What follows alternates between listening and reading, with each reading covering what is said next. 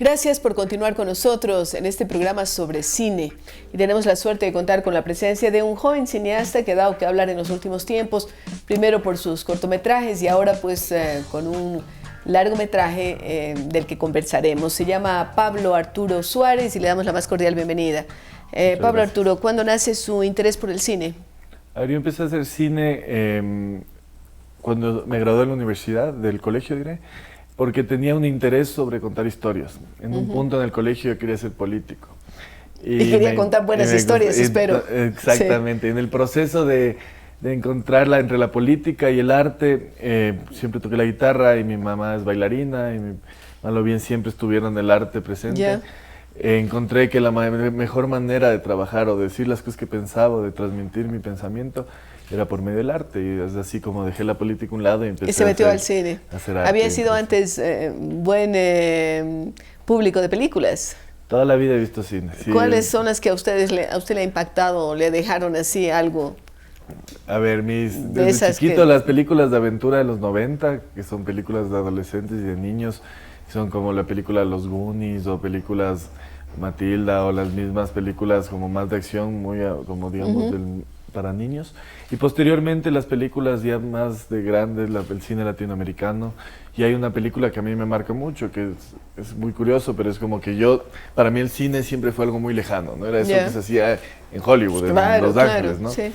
Y salió en el 99 la película de Sebastián Cordero, Rata, Ratón y Rateros. Y a raíz de la película, Sebastián... yo también puedo hacer. Exactamente, y sobre todo le sentí cercano al cine. Sentí que eso que estaba viendo eran las calles de mi ciudad, eran los personajes que conocía, eran las historias que había escuchado. Entonces, mal o bien, se sintió algo más cercano. ¿No le pareció una película solo segmentada a un sector y que de alguna forma distorsiona la realidad ecuatoriana si usted es un extranjero que ve esa película?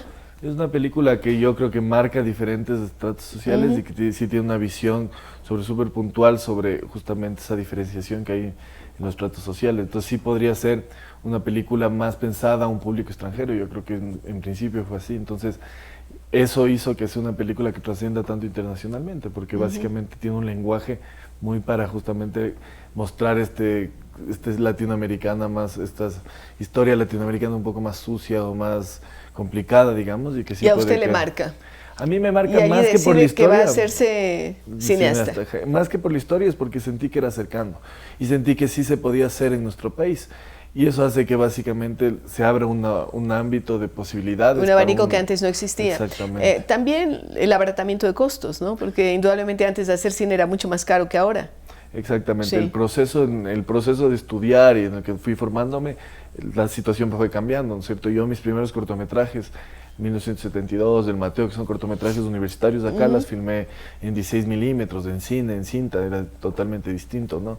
En el proceso ahora todo es digital, ahora son cámaras digitales, cine digital. Eso hizo abaratar costos, abaratar procesos y también nos hizo un proceso que tenemos más técnicos y mucha más gente preparada actualmente. ¿A usted le impacta una película como Ratas, Ratones y Rateros que de alguna forma visibiliza un submundo, ¿no? Pero usted estudia en Universidad Pelucona, para ponernos en términos actuales, ¿no? Y luego va a estudiar en Barcelona. ¿Hay un choque? ¿Hay un complementarse? ¿Qué es lo que sale? ¿Qué es lo que aflora? A ver, para mí un poco el espacio de estudio lo que te da son herramientas. ¿Y eso es lo que obtuvo en la San Francisco? En la San Francisco, ¿Pero también motivación o no? Hay un proceso de crecimiento personal que es interesante, que se da en las universidades de escuelas de artes liberales, digamos, en el que tienes la posibilidad de interesarte por otros temas. ¿Y usted estudia cine allí? Yo estudié cine. ¿Dirección o qué? Estudié cine y televisión, una carrera como más abierta. Y posteriormente en España, en Barcelona, en la Escuela de Cine de Cataluña, hice una masterado en dirección de cine específicamente. ¿Qué es lo que está haciendo usted ahora? Que yo me dedico. ¿Usted tiene estos cortometrajes que son de la época universitaria todos, o ya después empieza, o también lo hacen en Barcelona, participa en festivales? Cuéntenos algo de esa trayectoria. La importancia del cortometraje como un medio para abrirte camino en el cine es clave, ¿no? Y el cortometraje universitario en sí es el espacio de formación, por lo tanto es el ejercicio audiovisual. En ese proceso de ejercicio audiovisual yo creo que es fundamental el cortometraje como herramienta.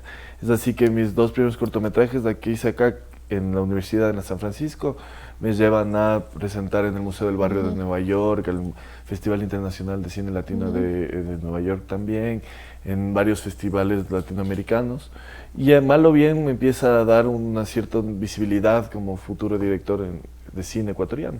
Posteriormente en Barcelona, eso llega a otro nivel, porque básicamente ahí lo que hago es especificar mi trabajo, ¿no es cierto? Ya vamos a ser, para mí la dirección es un trabajo muy técnico, entonces voy a pulir mi técnica del arte, digamos, ¿no? Y en ese proceso hicimos 2 cortometrajes, el más famoso se llama Cuando estás de la mañana.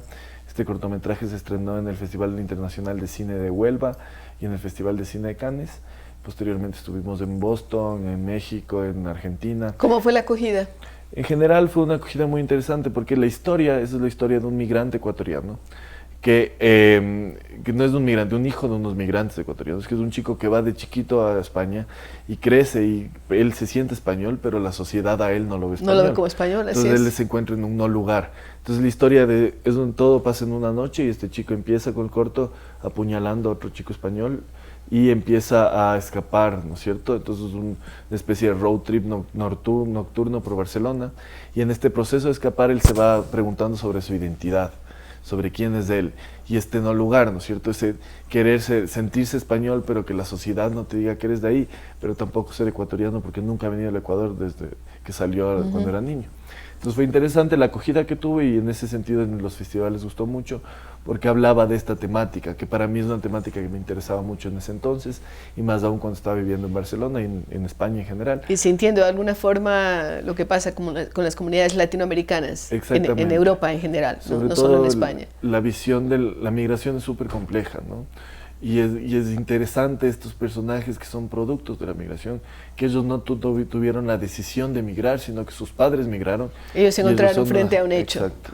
Y en ese proceso del hecho, cómo ellos van encontrando su lugar y su identidad. Y ahora, paradójicamente, Ecuador es un país al que vienen los migrantes, ahora también españoles y también de otras partes, ¿no? Exactamente, entonces la migración es un fenómeno toda la vida, ¿no? permanente, sí. Entonces, como nosotros, como realizadores audiovisuales, nos acercamos a estos temas, lo interesante es interesarnos por estos temas, visibilizarlos y, mal o bien, ser una herramienta para que la gente observe y se vea a sí mismo y, por otro lado, también tenga una cierta voz de estos personajes.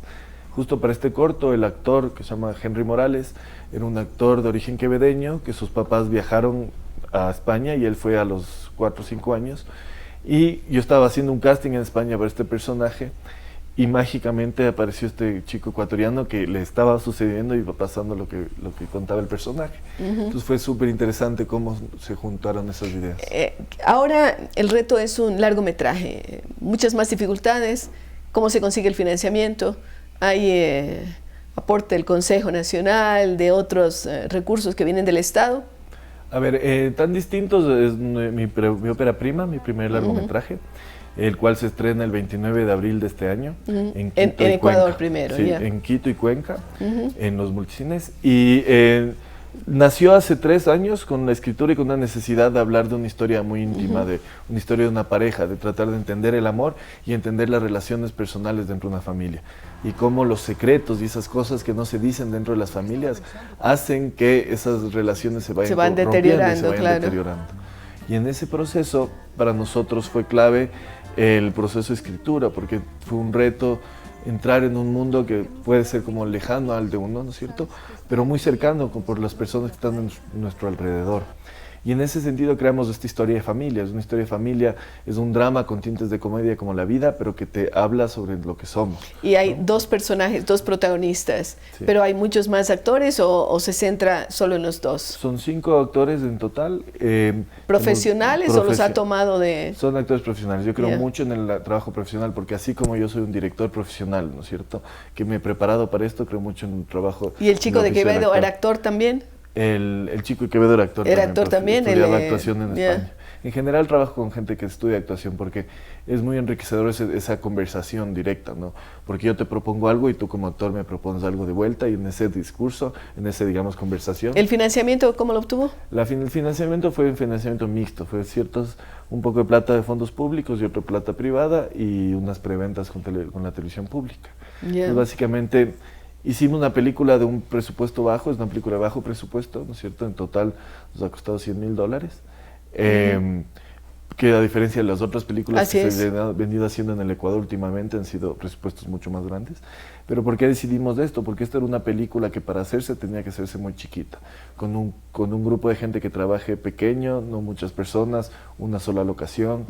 Lo que abarata costos. Abarata costos, pero sobre todo para mí era importantísimo para un nivel actoral de la película. Yo no quería que estos actores estén en un espacio muy complejo, con muchísimo crew técnico, sino que sea muy íntimo para yo poder trabajar en la mayor cantidad de tiempo frente a cámara con ellos, ¿no? ¿Su relación con la televisión? Yo trabajo mucho haciendo series de televisión y me gusta mucho. Nosotros acabamos de estrenar el fin de este año que pasó una serie para niños que se llama Lula, que es una serie de ficción sobre acoso estudiantil, sobre bullying, y que mezcla la aventura, la fantasía y estos temas súper complicados como es el bullying. Y esta es interesante porque el público objetivo de esta serie son niños de entre 6 y 12 años, entonces son súper chiquitos. Entonces mezclamos motion graphics, algo de animación, con esta idea de los superhéroes y es de esta niña. También para la televisión pública. Esto fue para EducaTV, para la televisión educativa. Y hemos hecho varias cosas también para tipo documental y también publicidad. Un poco siempre estamos... O sea, en varios mundos paralelos. Bien, queremos desear mucho éxito a Pablo Arturo Suárez en sus mundos paralelos. Que distintos es lo que viene tan distintos, perdón, lo que viene a continuación. Y en lo que veremos efectivamente el profesionalismo de un director formado para ser director. Gracias. Y con ustedes continuamos luego de una pausa.